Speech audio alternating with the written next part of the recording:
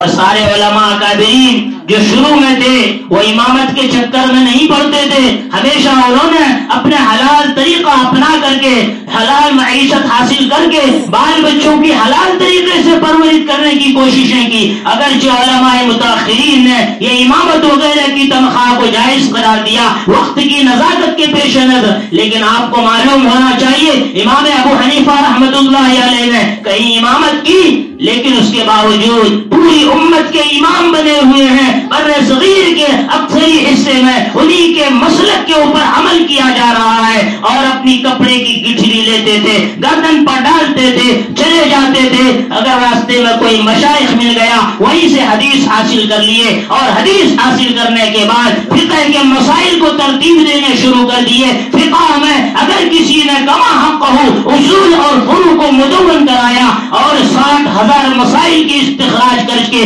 کتابی شکل میں لکھوایا تو امام اعظم ابو حنیفہ رحمۃ اللہ علیہ کی ذات گرامی، جن کی تقوی اور طہارت کا یہ عالم تھا کہ شہر میں ایک مرتبہ بکری چوری ہو گئی۔ انہوں نے مسئلہ پوچھا ماہرین جانور سے کہ بکری کتنے سال زندہ رہتی ہے، تو فرمایا عموماً 7 سال۔ 7 سال بازار کے گوشت کھانے ہی چھوڑ دیے، کہیں وہ چوری شدہ بکری کو ذبح کر دیا گیا ہو اور وہ مال مجھے نہ مل چکا ہو۔ جو آباء اجداد ایسے ہوں گے ان کے نام لیوا کیسے ہونے چاہیے، اسی سے قیاس کیجئے۔ میرے دوستوں، میرے بزرگوں، یہ امام اعظم ابو حنیفہ رحمۃ اللہ علیہ کا تقوی اور پرہیزگاری کا عالم تھا۔ ایک مرتبہ جا رہے تھے، ایک آدمی کے اوپر قرضہ تھا، آپ نے اس کے دیوار کے سائے میں کھڑے ہو کر سایہ لینا قبول نہ کیا، فرمایا یہ سود ہو جائے گا۔ کتاب البیوع امام اعظم ابو حنیفہ رحمۃ اللہ علیہ نے یہ مرتب جو کرائے ہیں، اس کتاب کو امام محمد رحمۃ اللہ علیہ نے جامع صغیر کے ذریعے سے امت کے درمیان پھیلا دیا۔ ایک یہودی کھڑا ہوا اور کہا ھذا کتاب محمد الصغیر، یہ چھوٹے محمد کی لکھی ہوئی چھوٹی جامع صغیر ہے، بتا بڑے محمد عربی صلی اللہ علیہ وسلم پر جو قرآن نازل ہوا اس کا کیا معجزہ ہوگا اور اس نے کیسے لوگوں کے دلوں میں انقلاب برپا کیا ہوگا۔ میرے دوستوں، میرے بزرگوں، کلمہ پڑھا مسلمان ہو گیا۔ امام محمد رحمۃ اللہ علیہ سے کسی نے پوچھا کہ بتا آپ نے زہد کے بارے میں کوئی کتاب نہیں لکھی، ترغیب و ترہیب کے بارے میں کوئی کتاب نہیں لکھی، فرمایا میں نے فقہ میں کتاب البیوع خرید و فروخت کے مسائل کو لکھ کر امت کے سامنے رکھ دیا ہے تاکہ وہ سود سے بچ جائے، حلال کمائی کر لے، ان کی زندگی میں حلال اثرات پیدا ہو جائیں گے، جو تقوی پرہیزگاری کا سب سے اعلیٰ معیار۔ میرے دوستوں، میرے بزرگوں، ہم آپ انہی بزرگان دین کے نام لیوا ہیں، انہی کے مسلک کے متبع ہیں۔ کیا وجہ ہے؟ ان لوگوں نے دن رات ایک کر دیے، راتوں کی نیندوں کو حرام کر دی، یبکون ویزیدہم خشوعا، ان کی زندگی کا حال بنا ہوا تھا راتوں کو بستروں سے الگ تھلگ اللہ کے سامنے کھڑے ہو کر نفل میں، مسائل کے استخراجات میں، ایک دوسرے کے تعاون کرنے میں وہ اپنے اوقات کو گزارا کرتے تھے کہ کوئی اگر بھوکا اور بھولا مسئلے کا علم نہ رکھنے والا اس کو ضرورت ہوئی رات میں کہاں جائے گا، اگر امام محمد دروازہ بند کر لے تو ان کو تو رات بھر ایسے ہی بے مسائل زندگی گزارنے پڑیں گے، لہذا وہ رات بھر نہیں سوتے تھے، جب بھی آئے سائل آ کر اپنے ضرورت کے مسائل پوچھ کر ان سے چلے جائے۔ امام ابو حنیفہ رحمۃ اللہ علیہ کے مسلک کے مدون کرنے والے صاحب ہدایہ 13 سال تک ہدایہ لکھنے کی صورت میں روزہ رکھا اور صرف عیدین میں افطار فرمایا کرتے تھے، گھر والوں کو بھی اس کا پتہ نہیں چلتا تھا کہ حضرت روزہ سے رہتے ہیں، دن بھر وہی ہدایہ لکھنے میں مشغول رہتے تھے، 80 جلدوں سے 4 جلدوں میں کاٹ چھانٹ کر ایسا مدون کیا کہ اصول اور فروع سارے مسائل کو انہوں نے استنباط کر کے موت سے پیدائش سے لے کر موت تک کے مسائل کو اس میں جمع فرما دیا۔ یہ ہمارے اکابرین، ہمیں روزہ سے قرن ہوتی ہے، فکر ہوتی ہے۔ بہت سے نوجوان رمضان المبارک کے دنوں میں سگریٹ نوشی کرتے ہوئے نظر آتے ہیں، پان کھاتے ہوئے نظر آتے ہیں، ارے کم سے کم روزہ نہیں رکھ سکتے، اتنی تمہارے اندر صلاحیت نہیں تو کم سے کم کھانا پینا رمضان کے دنوں میں چھپ کے تو کر لیا کرو، اتنا بھی نہیں ہو سکتا ہے؟ ایمان تمہارا اتنا متزلزل ہو چکا ہے، ڈگمگا چکا ہے، تو یہ ایمان تمہیں کس لائن پر لا کر کھڑے گا؟ تمہیں اس کا افسوس ہے؟ کبھی افسوس نہیں ہوگا، اس لیے کہ تم نے شیطانوں کے ماحولوں میں زندگی گزارنی شروع۔ میرے دوستوں، میرے بزرگوں، میں نے آیت کریمہ میں سے چند آیتیں آپ حضرات کے سامنے رکھی ہیں۔ پہلی جو آیت رکھی تھی، انہی سب بیماریوں کی طرف ہمیں آپ کو جھنجھوڑ کر ہمیں آپ کو اندر سے ایمان والا بنانے کی کوشش کر رہا ہے۔ پہلی آیت اس میں اللہ تعالیٰ فرماتے ہیں انما الخمر والمیسر والانصاب والازلام، یہ شراب ہے، جوئے ہیں، پھانسے کے تیر ہیں۔ زمانے جاہلیت میں گوشت تقسیم ہوتا تھا، حصے کر دیے جاتے تھے، حصے کرنے کے بعد تیر پھینکا جاتا تھا، کسی میں نام ہاں لکھا رہتا تھا، کسی میں لا نام لکھا رہتا، نہیں نام لکھا رہتا تھا۔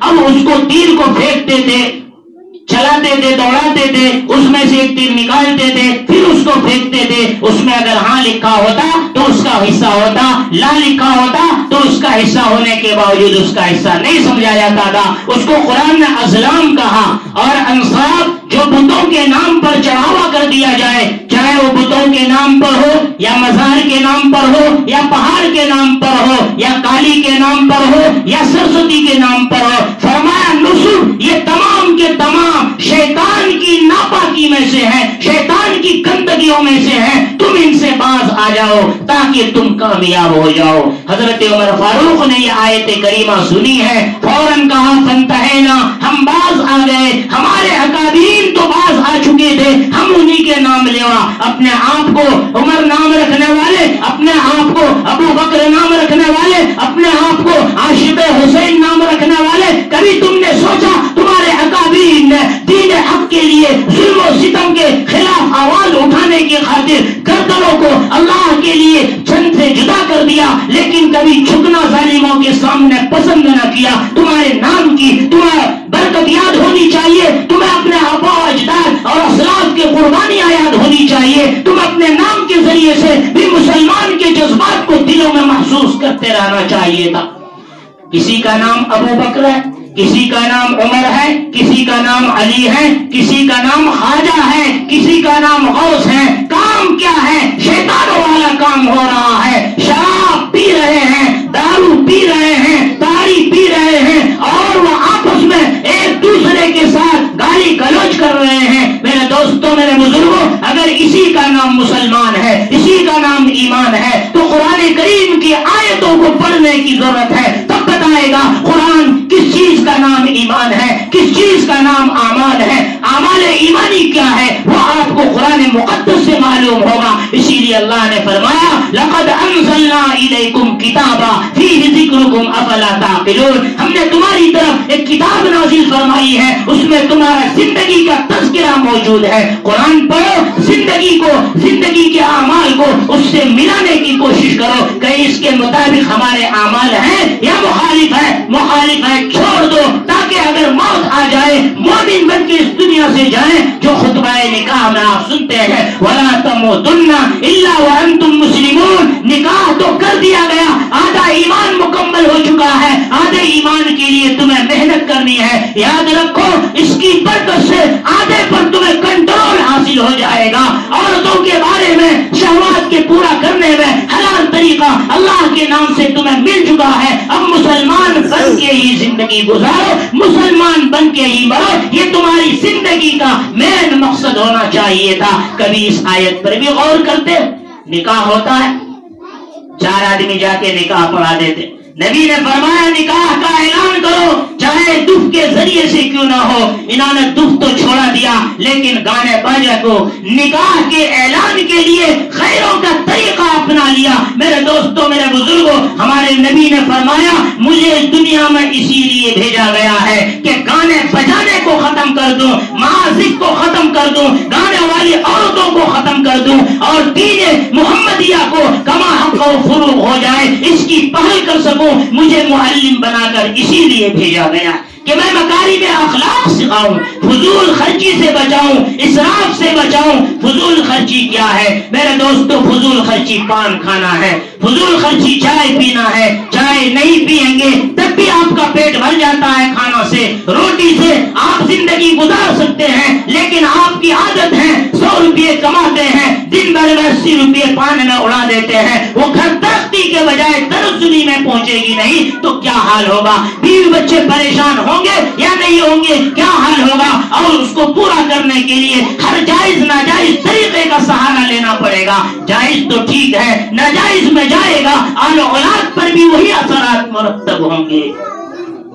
تھوڑی دیر کے لیے شراب سے انسان کو قوت آتی ہے، گرمی آتی ہے، جوش اور خروش کے ساتھ کام کرنا شروع کر دیتا ہے، لیکن اندر سے انتڑیوں کو ختم کر دیتا ہے، بیمار کر دیتا ہے۔ قرآن نے اس کو بھی بیان فرمایا کہ اگر شراب اور جوئے میں تھوڑے سے نفع تجھے نظر آ رہا ہے، لیکن لاکھوں کی سٹے کی جوا لگا دی اور تمہاری ہار ہو گئی، بتاؤ تم اپنی بیوی تک کو بیچنے تک پر مجبور ہو جایا کرتے ہو، تمہاری کیا حالت ہوتی ہے؟ کیا اسی کا نام اسلام ہے؟ یہ مسلمان ہے جنہیں دیکھ کر شرمائے یہود، یہ مسلمانوں کی حالت ہے۔ اسی لیے میں نے کہا تھا کچھ تو فیشن کا تشدد، کچھ کرم حجام کا، رفتہ رفتہ ان کی صورت میری صورت ہو گئی۔ میرے نوجوانوں نے عزت اس میں سمجھ لیا، ہاتھ میں سکھوں کی طرح کڑے باندھ لو، کڑے نہیں ملا دھاگے کو باندھ لو، پیر میں دھاگے کو باندھ لو، غیروں کے طریقے پر ٹوٹکا حاصل کرو، بچیوں کے پیشانی پر کالے ٹکا لگاؤ۔ میرے دوستوں، میرے بزرگوں، یہ طریقہ اسلامی طریقہ ہوتا،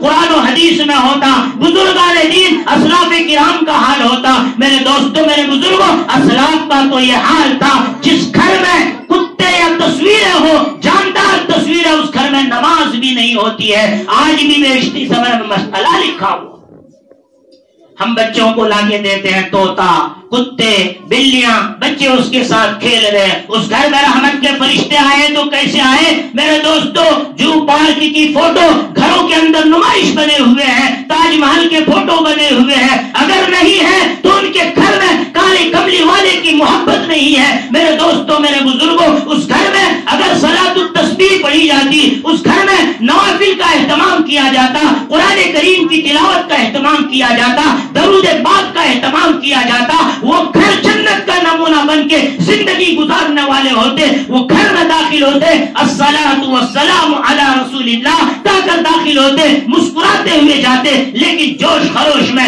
دوستوں کی پریشانیوں کو بیویوں پر ڈنڈے سے اتارنے کی کوششیں کرتے ہیں۔ میرے دوستوں، سارے نبی کا جنازہ احکامات کا نکال کر بھی ہم امت محمدیہ ہونے کا فخر کرتے۔